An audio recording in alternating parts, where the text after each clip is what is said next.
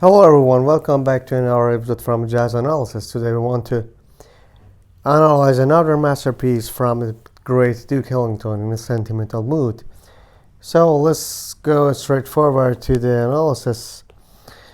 First of all, as we mentioned before, we have to look at the key signature. Here we have a 1 flat, that means we are in F major or D minor scale. So after that, we can look at the last chord. We can see that this is G minor, the C7 and F major, which is 2-5-1 in F major. So we assume that this is F major scale. So let's go to analysis. We are in F major, so the first chord is D minor, is the 6th chord of this scale. We have D minor major 7th, and we have to talk about that. As you know, D minor major 7 or any other major 7th, minor major 7th chord comes from two main scales. The first scale is D harmonic minor. As you can see, is a D, E, F, G, A, B flat, and C sharp. So you can see that we have D, F, A, and C sharp here. So D minor major 7th comes from the D harmonic minor and from the D melodic minor as well.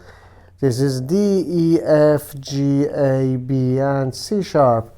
You can see that we have D, F, A, C sharp as well. So on any kind of minor major 7th chord, you can play two scale. First one is D harmonic minor, and second one is the melodic minor. So we have D minor 7th and we have D minor 6. So we have to talk about the D minor 6 here, because on F major we have B flat, but D minor 6 actually includes these tones D, F, A, and B. So as you see, this is not B flat, so you cannot play the F major. You cannot play, as you know, on modes is only on modes. So you have to play the Dorian here. So D Dorian is a C major. So here you can play the C major scale. So on C major scale, if you want to play C major scale, is the second. You can play the C major scale or D minor 7 as well, or you can play F major as you will and as you wish. So, but on D minor 6, you don't have to actually play the F major scale, so this is not Aeolian. Okay, so after that, let's go to another chord. Is G minor, and I will say that on F major, this is a second. This is a second. Again, we have G minor major 7th. You can play G harmonic minor or G melodic minor, as I mentioned before. After that, we have G minor 7 again. This is second. G minor 6 here, because you can play Dorian, and G Dorian is F major, so you can play, I will say that, the F major as well.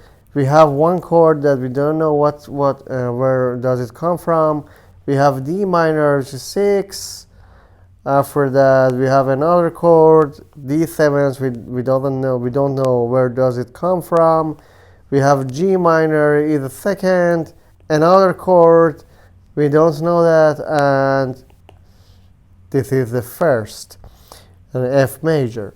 So let's talk about these three chords, A7, D7, and G flat 7.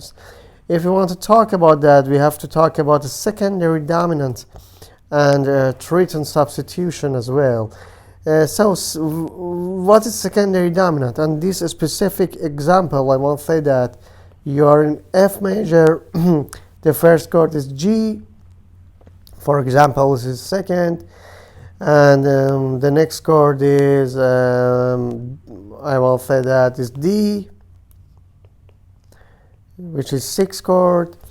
Secondary dominant, actually secondary dominant is something and some tensions actually you put in order to resolve to the next chord as well. So here that means you can consider the scale is D major or D harmonic minor or D melodic minor. The 5th chord of all of these scales is A7. So that means you, if you want to go to the D minor here, you actually play A7 in order to create more tension, and that contains the resolvings better to the next chord, which is a D. And you can see there's a perfect fifths part. So we call that the secondary dominant, and this is a dominant of 6. This is a secondary dominant. This is not your primary dominant because you are in F major. So the dominant of this scale, as you know, is C7, but this is not your primary dominant. So this is another dominant actually you put here in order to create more tension and resolve better to another chord. So this is a secondary dominant. If you see any dominant chord that doesn't fit into your primary scale, and the resolving actually it resolves the perfect fifth below, we consider as a secondary dominant. So another example on this specific example is tritone substitution. Tritone substitution, that means you have A7 here, and if you consider a tritone a part of this tonic, which is E flat, and you make that E flat 7, these chords are unchangeable. We can see that we can talk about actually the tritone substitution. Tritone, as you know, is a diminished fifths or augmented fourths. So here you can change A7 to E flat 7. So come back to this specific example. So that means tritone of that is E flat 7. And if you look more closely to that, you can see that A flat 7 resolve half a step below to D. So that means if you have a 7th chord actually resolve a perfect fifths, this is, let me write that. You have a dominant 7th or any dominant 9th, 11th or anything, and if resolve a perfect fifths below, that means this is your dominant or secondary dominant. For example, you have C, and C actually goes to F. And if your dominant goes half a step below, this is tritone substitution of dominant or secondary dominant. That's it. So here this is a tritone substitution of secondary dominant because this is not your primary dominant. So let's go that and see. We have A7 to D as in this example. You can see that. And as I said before, because it's actually this A7 comes from the D major, D harmonic minor, and D melodic minor. That means you can play the D major, which is mixolydian, D harmonic minor, and D melodic minor as well. But you have to think about one thing. I want to say that one thing is what happened. I don't know. Okay, that's it. One thing you have to consider is if you play D major, which is A mixolydian, you don't have any tensions. That means you extended the chord. This is A9 and A11s and A13s. If you play D harmonic minor, chord changes to A7 flat 9 or A11s flat 9. That means you have the flat 9 here. And if you play the D melodic minor, you have flatted 13s on this chord. So you have to remember that if you want to actually improvise on these scales, you have to think that you actually create some tensions, some additional tensions to this specific chord. We have D7s here, and you can see that it's a perfect fifths apart. So this is your secondary dominant as well. So on the Riemann numerals analysis, we can say that this is a fifths of 2, secondary dominant of the second degree. And if you want to play, you can play G major, G harmonic minor, or G melodic minor as well. Here we have G flat 7 and resolves one half a step below. So this is the Tritone substitution of C7s. The C7s is a dominant, so this is a Tritone substitution of a dominant, of your dominant here. So this is something that you can know, but if you want to play, of course you can play half a step below, B flat, C flat, major, C flat, harmonic minor, or C flat, melodic minor, which is, I want to say that, perfect fifths below of these scales. And you can play unharmonically, of course, this C flat is B, you can play the B major, but as you have to know that this is a C flat because actually this is a scale that G flat 7 comes from. And F major 7 is a first. So let's go to another part and go to the B. Well, let me write another color. So here we modulate to another scale. This is D flat major because this is a 2, 5, and you can see that this is a 1.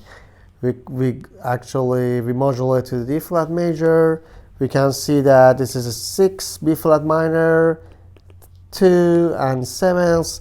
So we have 1, 6, 2, 5. It perfectly fits that you modulate to the D flat major. Actually, after that we have 1 again. We have B flat 7. We don't know what is that. E flat 7. Exactly, we don't know. A flat 7 is a fifths. So as you can see, this is a perfect fifths. Actual result, perfect fifths, but actually the B flat 7 goes to E flat 7, but you don't have to worry about, because you can see that if I want to say that this is secondary dominant of E flat. E flat is a minor here. This is a 2, so this is a secondary dominant of 2, and this is a secondary dominant of 7s. And you have to think that this is a secondary dominant of that, no matter the next chord quality is a minor, major, or dominant. We can see that is because the tonic actually resolve the perfect fifths below. So this is something that you have to consider. So here, as you know, as I mentioned before, you can play perfect fifths below, major, harmonic minor, or melodic minor as well. So here we can E flat, harmonic minor, or E flat, melodic minor. Here we have perfect fifths below, A flat, harmonic minor, or A flat, melodic minor. And after that we have A flat 7, it fits to D flat major, so you can play D flat major as well.